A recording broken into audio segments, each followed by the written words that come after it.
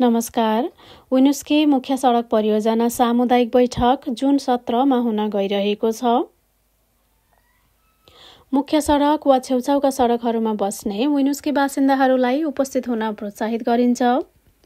मुख्य सडक निर्माण परियोजनाका बारेमा सामुदायिक बैठक जुन 17 मङ्गलबार साँझ 6 बजेदेखि साँझ 8 बजेसम्म 27 वेस्ट स्ट्रिटमा रहेको विनुस्कीको सिटी हलमा हुन गइरहेको छ।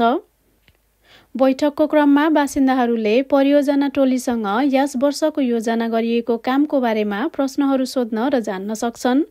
यस वर्ष टोलीहरूले मुख्य सडकको लगभग 1 माइल सुधार गरिरहेका छन्।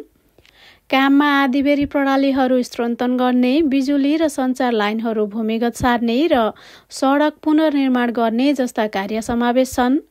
परियोजना टोलीले नयाँ फुटपाथ, सडक पार गर्ने मार्ग, साइकल मार्ग, ट्राफिक सङ्केत, सडक बत्ती र रुखहरू पनि थप्नेछन्।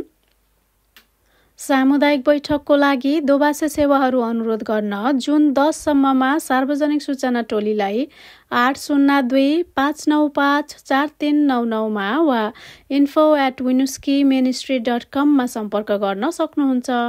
धन्यवाद।